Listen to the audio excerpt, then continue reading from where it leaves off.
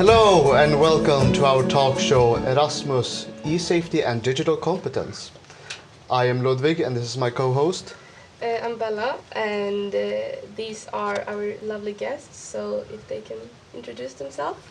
Yeah, hello. My name is Melvin Eriksson and I come from Sweden.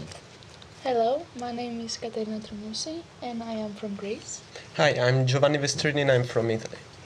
I'm Tabrit Maria and I am from Iceland. Hey, I'm Nicola and I'm from Slovakia. Hi, I'm Gabi and I am from Poland. Great. Melvin then, could you tell me what is GDPR? Absolutely. GDPR, or General Data Protection Regulation, is a data and privacy law created by the EU in the middle of 2018. In other words, it's meant to, I quote, protect individuals' fundamental rights and freedoms, particularly the right to protection of their personal data. And as one of the toughest privacy and security laws in the world, the fines for violating the law can lead up to tens of thousands of euros. Well, that is a lot of euros. It's a lot of money. Yeah. So, Katarina, what are the effects of phishing? Well, there are several effects of phishing. The scammers, as they are called, can take some personal data and then use it in order to ruin your relationship with other people. And they create some emails so they can pop up in your screen, and then you just type in your code, your email code, and then you can lose your email account. So this is really dangerous, so we can all be careful in order That sounds to... very dangerous.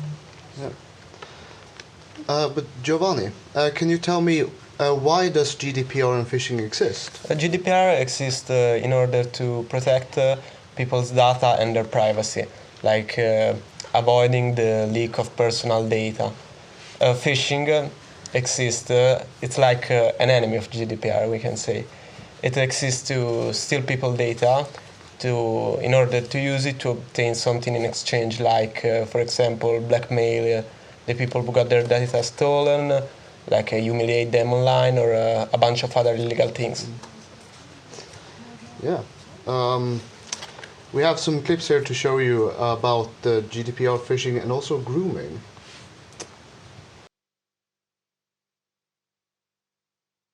We are students of the second Lyceum of Course. Do you know what phishing is? Do you know of some case, example, or experience? Phishing is a type of cyber attack that extracts sensitive information such as passwords, usernames, and credit cards details. Do you know what phishing is? Do you have any example or have experienced it? Phishing is when some people are trying to extracting personal information, sensitive personal information by the users, especially in those who are online. For example, passwords, credentials, codes, e-banking, in order to take advantage of them. And it's practically a fraud. And we should be extremely careful, and we should not reveal this personal and sensitive information to people that we do not know, and they are not members of a credible institution. Do you know what grooming is? Do you have some examples? I think it usually takes place online, and it is about creating a relationship of trust with the victim, so it is more sensitive to abuse them. Do you know what grooming is? Do you have any case or experience? I think grooming is when somebody tries to manipulate or exploit a kid or another person in order to give some information or exploit them for sexual abuse or financial gain. Do you know what grooming is? So grooming is a process where some people are trying to take advantage of younger children by presenting themselves as friends, as people that they can trust as equals. And in this way, they are trying to abuse them, usually sexually or emotionally sometimes. Have you ever heard about GDPR? GDPR it gives greater control over their personal data. Failure to comply with the GDPR can result in significant fines and reputational damage. Have you heard of GDPR? GDPR. I think GDPR stands for General Data Protection Regulation, and it's a law that European Union implemented in 2018, I think, in order to protect European Union citizens' personal data. Mrs. Venizelou, have you heard of GDPR? Yes, actually I have. It is legislation. It's actually a set of rules according to which private information are protected by the law. Big companies are not allowed to give them away.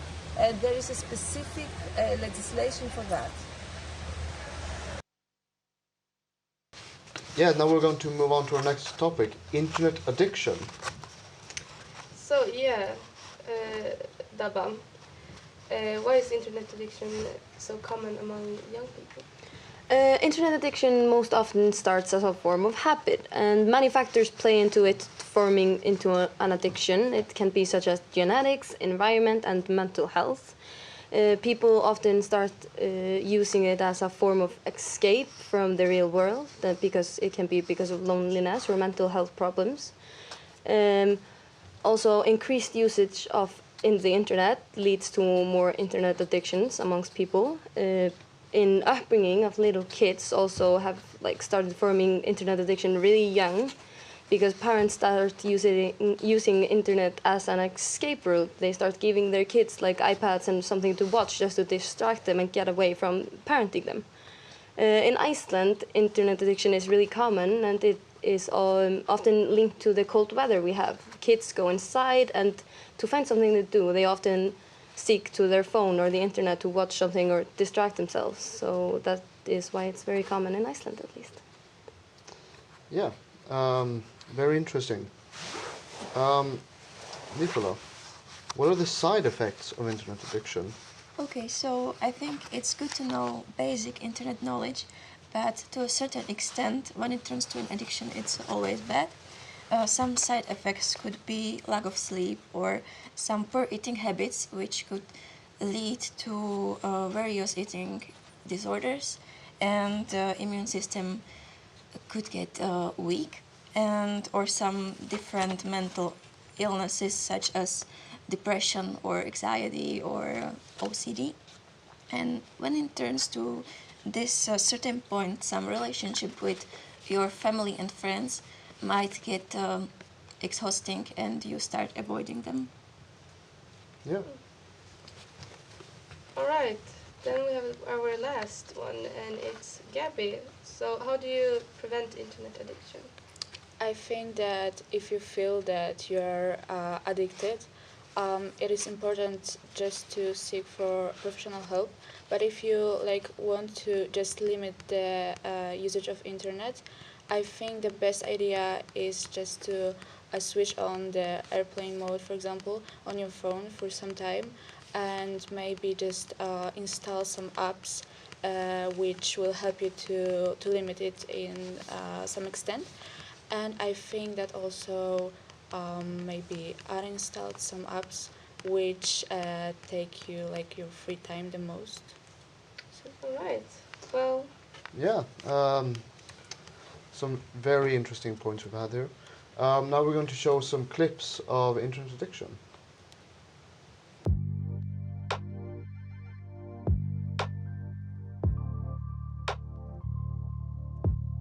When it comes to consequences of using internet, it's commonly believed that people become more isolated from society and energy at work decreases. Internet addiction can cause health problems like vision defect, bad posture, and insomnia. It causes depression social isolation and like having some problems with communicate with people in real life, and maybe some problems with aggression. A lot of people are addicted to internet because it's very simple to use it. Everybody has an access to use internet. Everybody has devices like smartphones or computers to use internet, and it's very common among people. I feel like they mostly use internet to communicate with their friends because they want to stay in touch all the time. So I think that some people use internet as some kind of escape from everyday problems. For example, playing games or living the life of celebrities. Giving cell phones to children too early may increase internet addiction later on, because like to my mind children will be like too close to the cell phones from very early age, and this may cause like that they are so adapt that they cannot live without it, and giving cell phones from like really early age may cause this internet addiction even more. Yes, definitely, because when you are a child, you develop the strongest habits. So if you use cell phone and spend a lot of time on your phone from young age, you will definitely become addicted.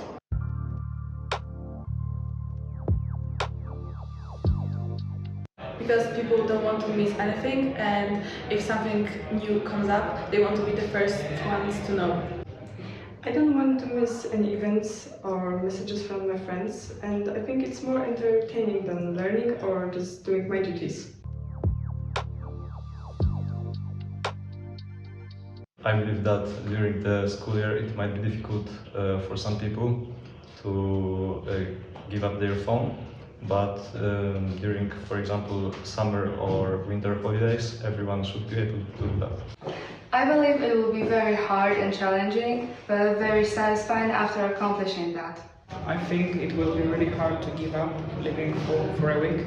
The phone is mainly a device to communicate for people, so it's really difficult to leave them for just only for a week.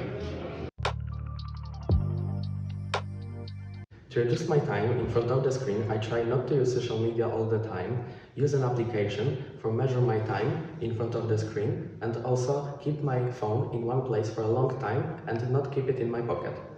Also, I prefer to meeting my friends in real life than watching movies or playing games. I usually spend time with my friends because when I'm with them I don't use my phone at all, but when I'm at home I don't do anything. Okay, so I often put down my phone when I'm really busy. For example, if I do something with my mom, with my dad. I also try to lose connection with social media really fast when I get from school to home. To reduce my screen time, I usually just exercise or read a book. I also like to learn new languages, for example. Now I'm learning Spanish, and I also like to decorate my room. So I would like to become a very famous singer and live in a very big villa with pools and everything.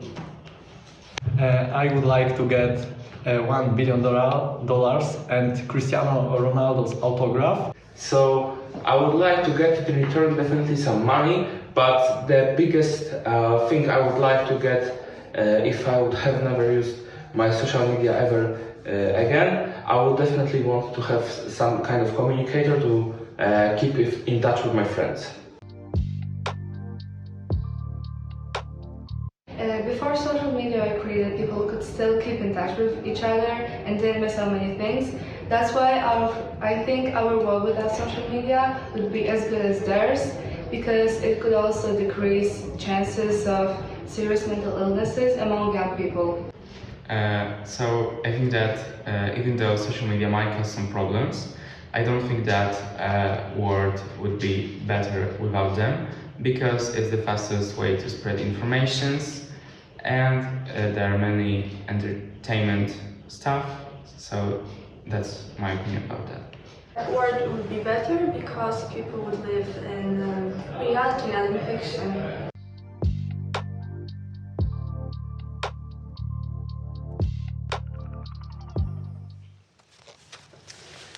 Yes, there was a very interesting video we just saw about internet addiction.